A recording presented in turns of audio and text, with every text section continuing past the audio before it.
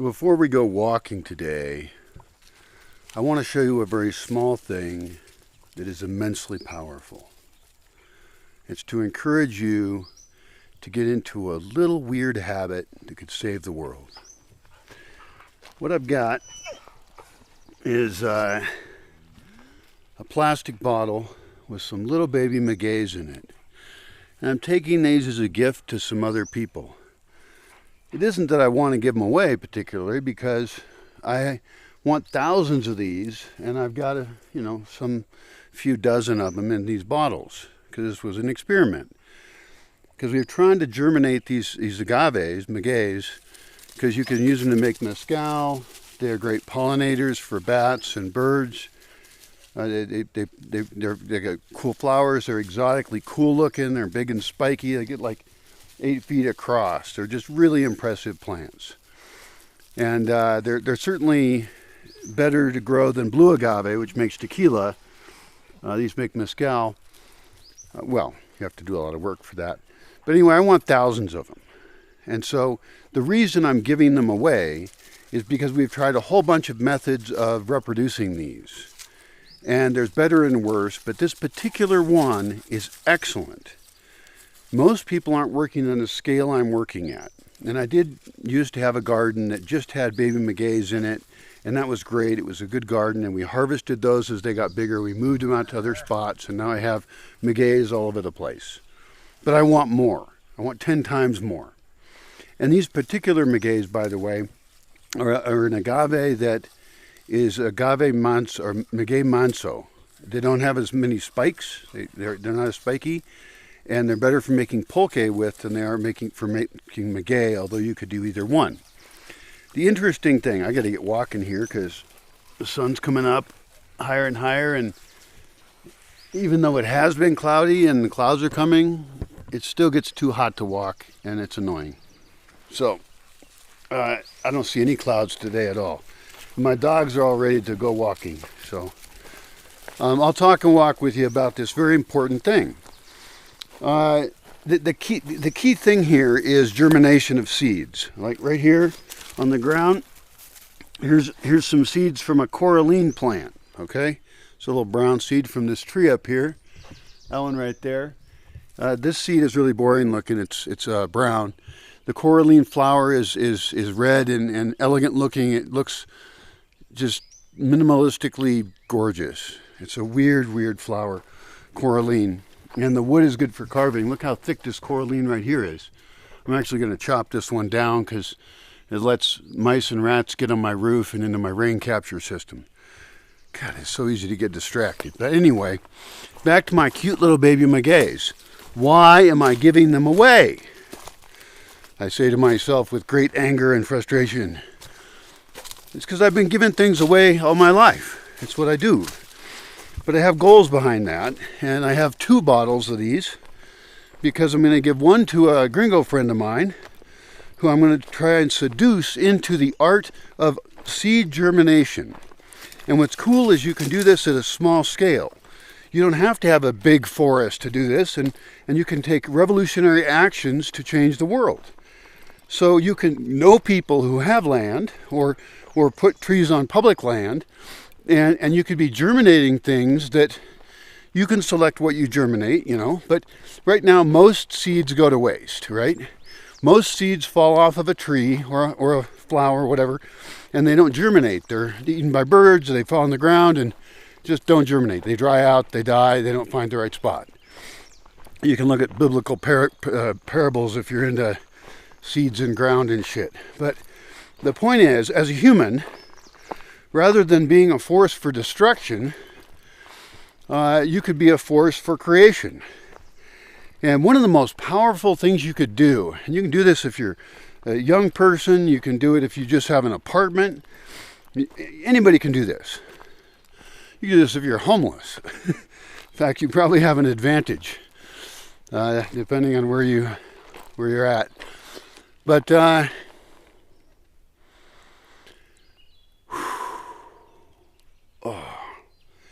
if we're trying to create living seed banks, then You can imagine in your Köppen climate zone, I am a big proponent of people knowing what climate zone they're in. You can identify what plants are there, which are in danger, and which ones aren't there that you could plant there. You could look at Google Earth and you could see where natural areas are near you, and you can wonder, how do I spread those? You know, and whether or not you agree with me that civilization is going to collapse or not, we can improve biodiversity. So, on a pragmatic level, sorry, I'm just always getting ripped into the big scale. On a pragmatic level, every plant is different. Like, I have a whole book just on seed germination, and it only covers certain kinds of seeds. Certainly doesn't cover them all. But every plant's going to be a special case. Like, I'll give you an example of the agaves, these magueys.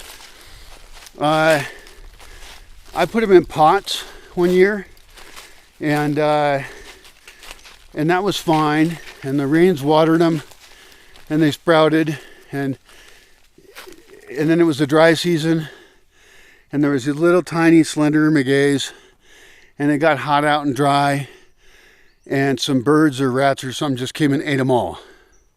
Killed them all. They weren't in a protected space. And also, if they're out exposed like that, it's harder to remember to water them. Now, if you are close to your plants, you won't have that problem. I'm not. My plant propagation area is not right next to my house. It's hard for me to pay attention to them, but your situation is very different than mine, and what seeds you're going to be germinating are very different. Let's look at a tree like the sequoia, okay? A fantastically awesome tree. I don't know if the sequoias and redwoods are the same thing. I don't know, I get confused. But up in Northern California, there are some trees that are just majestically awesome. Well, I live in a climate where those are very unlikely to be happy. However, as home scientists, you know, we can plant things like that. We can take all the best plants from all over the world, and we can germinate them, find microclimates for them, make friends with people who have land, and get those plants there. I mean, there's other plants I know won't do well here, but I want to get into the state I'm in. I want to, you know, go to Mexico City or somewhere and get some seeds, grow those, or buy the plants and propagate them in special conditions, make friends in other climate zones, and have buddies that I can trade seeds with, trade plants with, because this should be a worldwide effort to get all the best plants everywhere. This isn't controversial. I'm not suggesting we use any government money for it. In fact, government contaminates everything it touches, so I don't want them involved, to be honest. They'll screw it up. They'll make it worse. They've already killed off a ton of stuff. I mean, the military in wars is, you know, just absolutely terrible for the environment. And people put up with that because they're wusses. They're not willing to overthrow their government because they just get paid just barely enough to get along, and the government makes sure to kill off enough young men who would overthrow it. That's why governments don't mind if their people die. You know, that's why right now with the war with Putin, he doesn't care if he throws young men he wants to get rid of anyway into the war. Women are easier to dominate. Oh, that's controversial. But the truth is, it's men who overthrow the fucking governments, you know? And so that's why governments don't care. They love to send their poor off to die. And then, you know, it's more complex than that, of course. What are we talking about? We're supposed to be talking about seeds and happy things. Sorry. So, something that isn't controversial is you germinating seeds. And you can do this as a kid. Now, my videos are generally not for kids, although I don't know why we protect kids from the horrible world that we're creating for them. We should train them to overthrow it. Overthrow civilization. Although I'm also not promoting that because I see no reason to have an antagonistic relationship with the civilization it is. There's no reason to fight it. It's killing itself anyway. Everyone's already doing the work of destroying the world. So I would rather us focus on the alternatives and building the new one. Not only is that more fun, it also doesn't attract the attention of people who will kill you, because no one's going to kill you for planting food forests, right? It's an innocuous thing that doesn't compete with any industry. It's not economically viable in the current,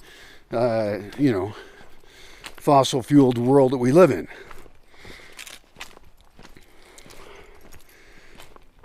All we're trying to do is get you to germinate some seeds here. God damn, I'm out of control. All right, so in my backpack here, I've got 2 bottles. Why 2? Well, one of them goes to my gringo friend because he owns some land, and he's not a guy who is used to germinating seeds. But I have this ulterior motive to get him to be a plant geek. And he'll either get into it or not. And to be honest, I don't feel like spending all my time taking care of and germinating seeds and plants. It's just not what I enjoy doing. I don't even like the physical world that much, okay? I live in my head. I'm a very weird guy. But what I can do is play a part in that by creating the spaces for it, by creating the systems for it, by making this video to encourage you to do it in case you are the kind of person who would enjoy that. And in this case, if I give him this bottle of these seeds and I say, look, I've come up with a magic way to germinate these seeds and I've failed in a whole bunch of other ways. You don't have to fail in those ways. You can succeed in the way I can show you that I know works in this climate with this particular kind of seed. And you'll have these majestic magueys all over the place that are just cool looking as hell, that make a natural fence to increase your security, that take years to grow, but no water, no irrigation. And you could make pulque with them if you wanted to, as an activity, as a cool thing, or have something to drink. I'm not that into pulque. I think he told me he wasn't either. But I think we can actually make pulque better too. I have thoughts about that. So the individual type of plant's not that important. The point is, I want to see if he's the kind of guy who might get into plants in that way. You know? And the reason the bottle works is because it protects from the birds, it keeps it more moist, and surprisingly, even though they can handle very dry conditions, they can live in deserts, they like to be moist while they're germinating and growing, and it'll speed them up. So even though they're a tough plant, they just love that one environment. The kind of soil's not super important, I don't think. This was just regular dirt, slightly softer with a little bit of rotted oak leaves mixed in. But you don't need to buy a special potting soil, probably. I mean, I don't know about your dirt, but you should learn about your dirt. And you could even, if you want to get fancier, home science is so cool. You could set bottles up with different kinds of dirt and you could label them. Make sure your labels can handle the sun. Because I've labeled things and the label gets faded and falls off, or the sun fades in ink or whatever.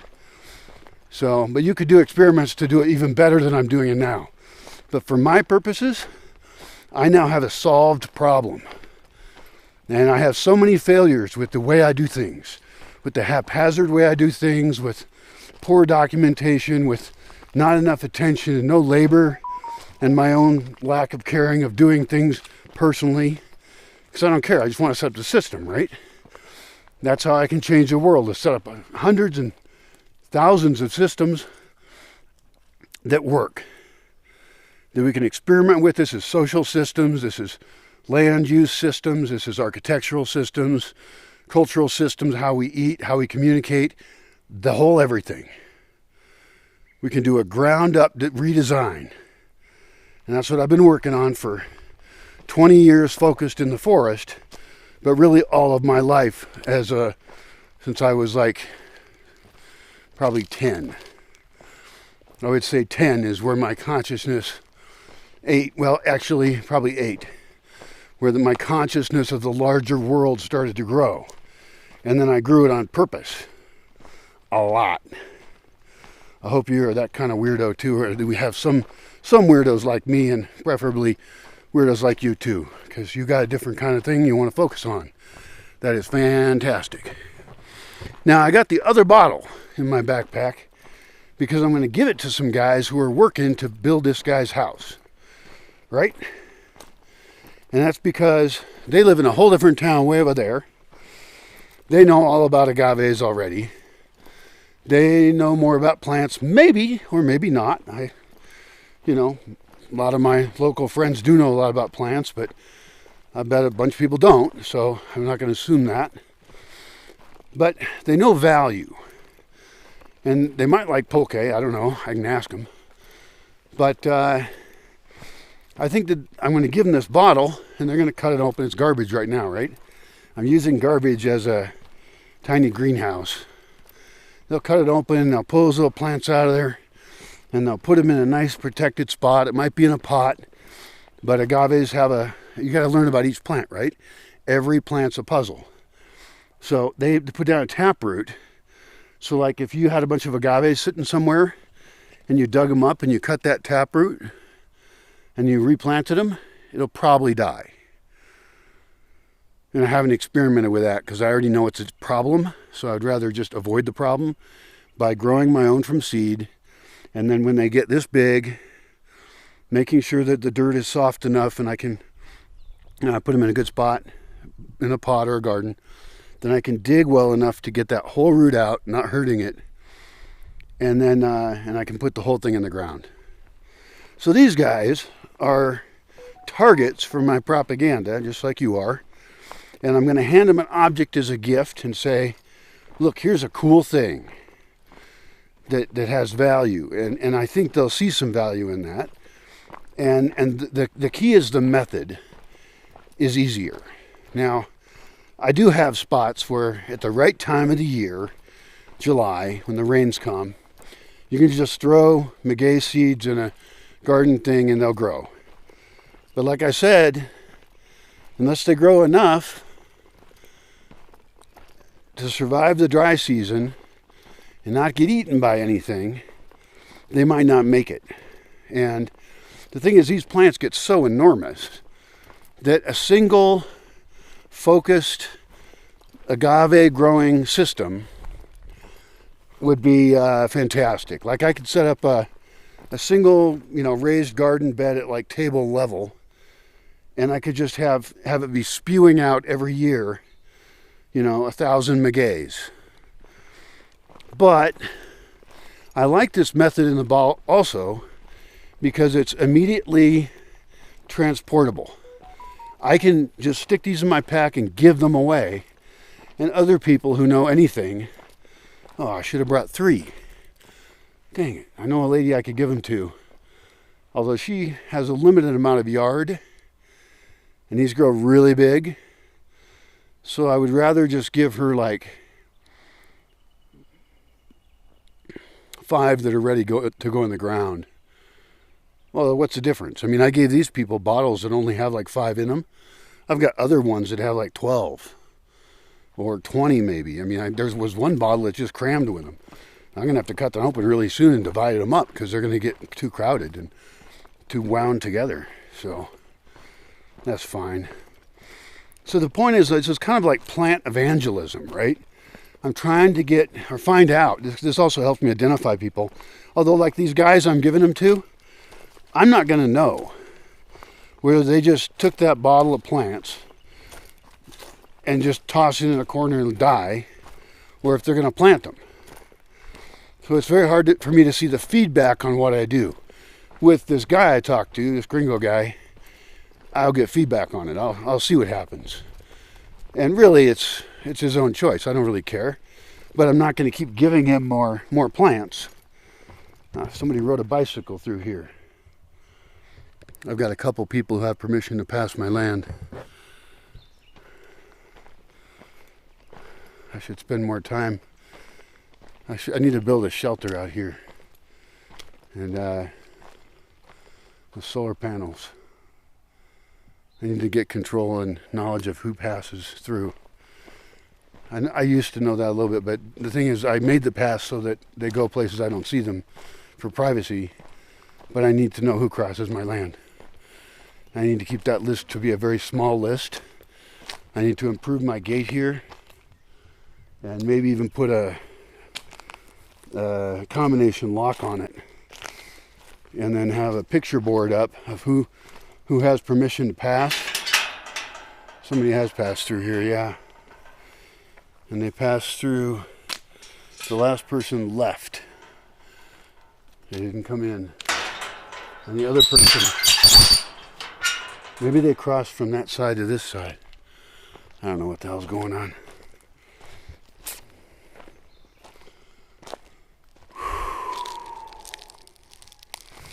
So what else on this germination idea? The point is, you don't have to raise magueys. It could be anything. And you'll want to start with whatever's easy for you. And there's the question, like, okay, you live in an apartment, right? Life is pointless. Civilization is going to collapse. Why bother? Well, it's something to do. It's something healthy to do. And you say, well, I don't got land. Well, this is a great way to make friends with people who have land. Particularly people without a staff, but love their land. And they're out there, and they're shy, and they got a lot of people that want to use and abuse them and take control of their land, some of them. So they're shy people, maybe. I am. And so they may not trust you. But if there was maybe even not just seed germination, but a set of activities you could promise someone, and this is something which I can define as a larger social structure. Like, for example, people like to go camping. Can I have people come camp on my land? Hell no. Hell no. They'll cause forest fires, they'll leave garbage, their car will break down, they'll want my help, they could fucking rape each other for all I know. They could do illegal drugs that I could get in trouble for. They could plant drugs, which has happened 3 times in 20 years. And I haven't even hosted people the whole time. But 3 times people have planted pot on my property, and it's like, don't do that. I don't need problems. And I know you're young and stupid, and you think you're smart, but you're not. You're just annoying and make me not want to have people around because some tiny percentage of people are idiot, non-thinking assholes. God, I'm such a cheery fuck, aren't I? Sorry, but it's just thousands of times I've been abused by visitors. My point is this. If you're a person who wishes to have exposure to nature, who wishes to avail themselves of resources of another person, like who has a large forest or a large land, and you'd like to have a nice piece of property where you could walk around naked or fuck your girlfriend in open air, which, will make her horny as hell. Chicks love that. And, sorry, distracted. I've been alone too long. God, I'm an offensive fuck. And if you wanted to set up a thing where, for example, this person might trust you to bring out a group of people and camp out there, or trust you to invite people who pay to go out there. I mean, I've been to festivals that are on people's land, and, the festival organizers had to do some major work to make the relationship be trustworthy, where the landowner profits and the land is protected. So think like the landowner. Don't just think from your own selfish little party perspective asshole view. But think, how could you actually have a win-win situation? And nobody thinks like that. Almost nobody. And I gotta figure out how to identify the people who actually are like that. And of course, a lot of people are liars who say they're like that they look for win-win situations. But anybody with a lot of experience knows that's not true. Most people are selfish, and they have no empathy, and they're just looking out for themselves. And the worst of them are the really pretty ones who are smooth talkers and will lie their asses off to tell you anything you want to hear to take advantage of you. This is true no matter who you are. This is true with sex. People will lie about it all the time. It's very annoying. They're not looking for a win-win situation. They just want to use you as a masturbation tool. I guess that would be called objectification in some sense. Well, that word is really a polluted word. People don't think other people are objects. They think that they're slaves for them. They think everybody else should serve them. And that their stuff, that your stuff should be their stuff. It's really a disgusting way to think. Not everybody thinks like this. Obviously, I've been damaged by people who do think like that. And they're invariably rich young people. The older ones are like that too, the older rich ones. But they're sneakier about it. And not all of them are either. Some of them are just in that demographic because they were successful. But especially people who grew up rich, they didn't do the work for it. They were never poor. They're like sociopaths. They're like raised to be sociopaths. You know, they're very pro-government, even though some of them claim not to be. And all of them are sweet talkers. They love socialism. They love promising the people they'll get something while enslaving them. And a lot of house slaves go along with that because they're benefiting from the enslavement of other people. Getting off topic again. So easy. Let's get back to something simple like seeds, right? So, you don't have to buy the book. There are various books, I'm sure. You can learn things like, tomato seeds. You got to ferment them. You got to just stick them in a glass of water and let them get kind of gross for 3 days. And that's to ferment off the outer skin, the outer shell thing of the seed, and then it can ferment better. And every seed is going to be different for you, and you're going to make your own decisions. Personally, I'm into perennials and trees because then the impact of what you're doing is going to last for generations beyond you, which is kind of cool. You know, it's so easy to think it's all pointless and there's nothing we can do, but there's no barrier to entry, really. I mean, you can get the containers out of garbage, and seeds you can collect anywhere. There's so many options, all according to what you're interested in. You could make a little seed germination club, and you can make these relationships with landowners who have to worry about insurance issues if they even let you on their land. They have to be able to trust you because they don't trust people, a lot of them.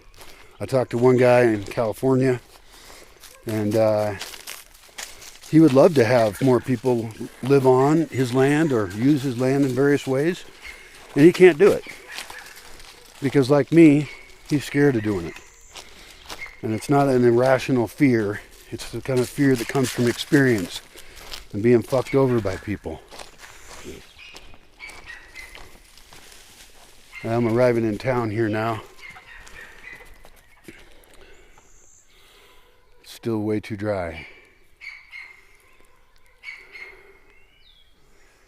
If we don't get more rain here, we're gonna die. But that's another topic. So germinate those seeds. In this case, they make a great gift. I remember I went to a plant conference once and I brought trays of magueys, baby magueys I had grown. And I didn't speak Spanish very well at the time. And so I couldn't communicate with most of the people there. I could barely understand the workshops. But luckily some of them had handouts. And I gave them away to people while warning them what plant it was and it was going to get really big. The problem is people took them, and I don't even know if they had a good place to put them. So some of those plants could have just died, or some idiot put them in a spot where they grew too big and become annoying, and then you have to work to get rid of it. Goodbye.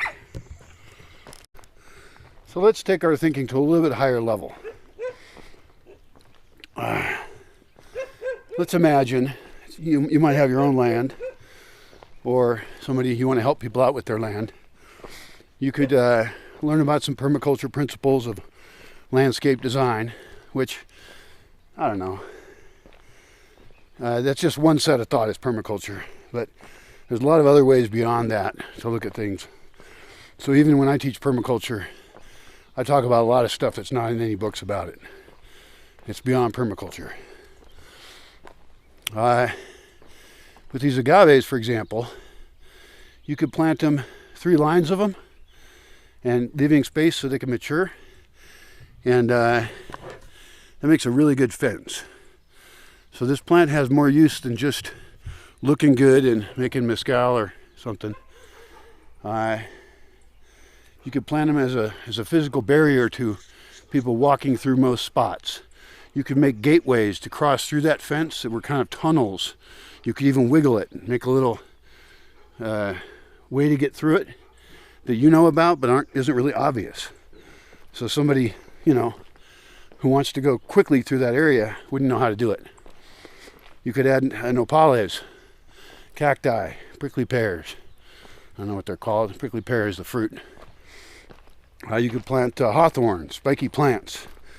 And so I'm thinking this because I'm going to go look at this land up here and design for this guy what could happen there. And so if you're advising someone or partnering with them, or if you have your own land, you could then be sculpting the living landscape.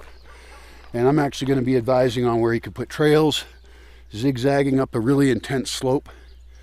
So what you decide to germinate and grow is going to have different uses depending. And so rather than just contact a landowner, for example, and say, I want to plant some stuff on your land, you could say, hey, do you have a good map of your land? Are you interested in using it better? Because here's the principles I work with to figure out how we can maximize the biological activity, biodiversity, wildlife habitat, and overall coolness of your land. That's how you could seduce a landowner into working with you. Get on their side. And how you benefit, I don't know. Some people imagine they're going to make a bunch of money by being a permaculture consultant. That's possible, and I should do that. I have the experience. I tend to give away all my knowledge. I give away videos like this to give people real-world examples of what they can do.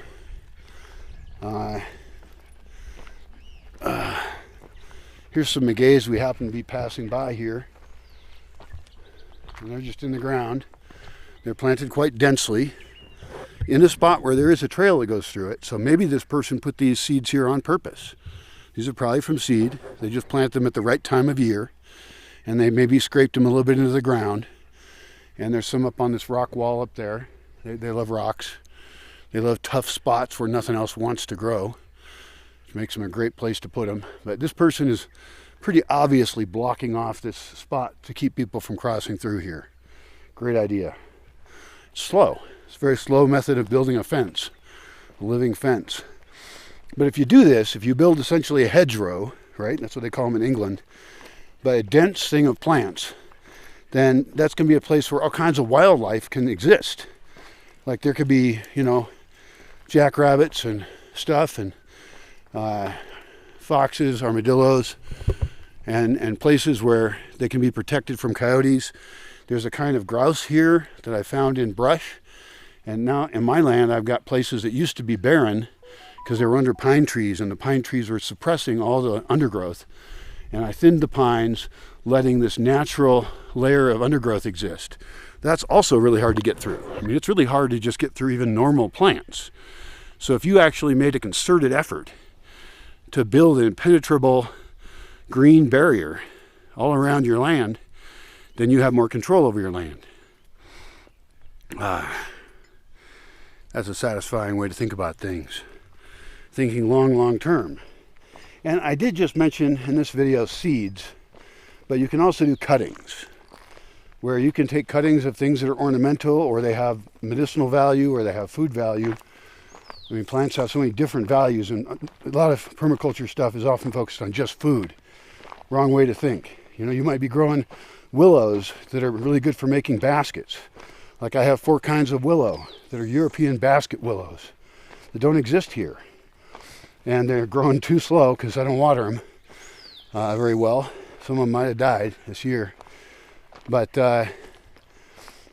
you could do cuttings of things. You could also grow rootstock. Like hawthorns here make great rootstock.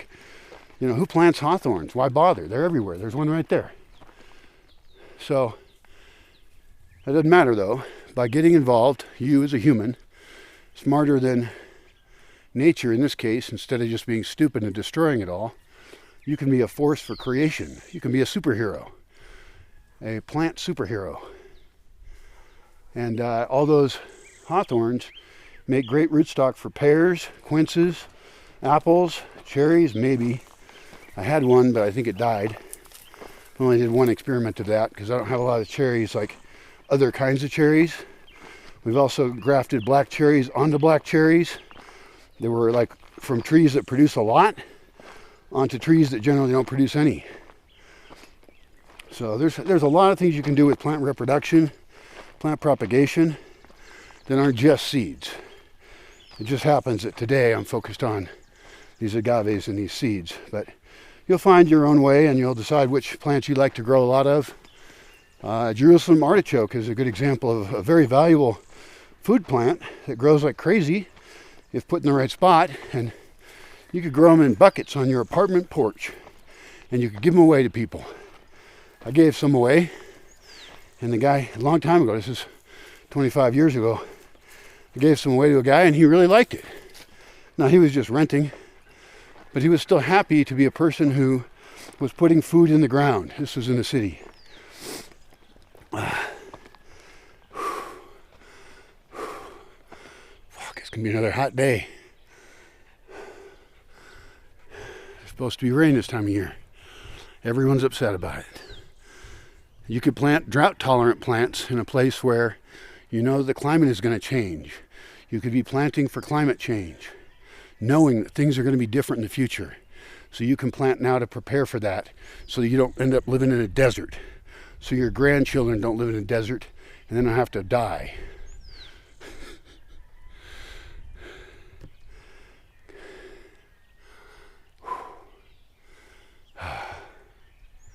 Yeah, there's some satisfaction in some sense, in extending your life beyond your own life through trees.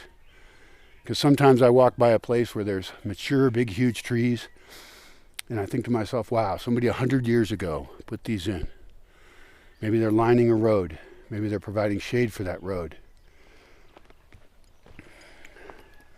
Because walking on hot, dusty roads is not that fun. With that, though, you got to be careful. With everything, you know, you don't want to put a maguey in a tiny space in your courtyard, in your yard, with understanding it's going to take it all over, and then you're going to be annoyed with it. Although you can always cut the sharp tips off, and then it won't stab you as much, because agaves can be kind of stabby.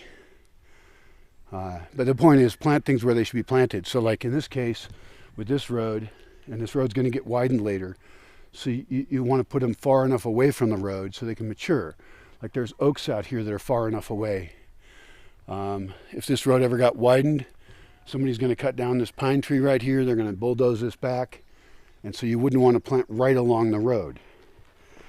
I mean, if you're really good at it and you can produce thousands of things, big deal if you make a few mistakes. Big deal if you put some trees where later on you didn't want them. But you can at least make an effort to put things in the right locations. Makes a lot of sense. And it's very satisfying. Oh. And it's the least amount of work you can do for the biggest impact. You could take a landscape that was denuded of plants. Sometimes nudity is not good. You don't want naked land. Ideally, the sun should hardly ever hit the earth. It should all be filled with, chlorophyll, energy producing, oxygen producing plants. We should keep our human footprint low. We shouldn't just pave the planet. I'm disgusted every time I see a picture of a city from above, and it's just all buildings and roads. It's like every other block could be a park. And there could be more of the third space. Really call it fourth space. Landscape designers, city urban planners think about these kind of terms, where there's spaces that are open to the public. And you could have a city where there was tons of space open to the public. You look at the value of somewhere like Central Park. Well, what if Central Park instead had spokes going off the sides of it all across that city? I mean, that whole city, New York, is just put in a dumb place anyway. Like, if you read the book, The World Without Us, those skyscrapers are going to flood, The base are going to flood, rot, and they're going to fall, which will make excellent habitat for life to grow in later. But really, that city shouldn't be there the way it is. That gets into city design. That's beyond the scope of this conversation. But the point is, think really hard about what you plant where and why, because you don't really want to waste your effort. You don't want to plant something where you know you're going to put a building later. You know, this is why design is so important ahead of time. And the way that cities even get zoned out, they evolve incorrectly so that land is not used for its optimal purposes. And water isn't even considered, the flow of water. And then you end up with cities that flood. Anytime I see that, where there's like a city with water flowing down the streets and a river has gone over its banks, because big fucking surprise, there was 100-year rain. And it's like, well, plan for that.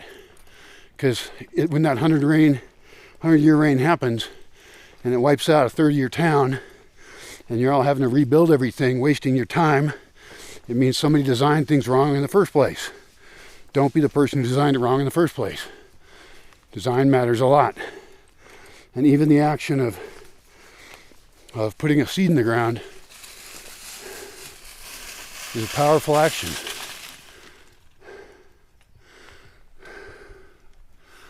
Be a plant superhero.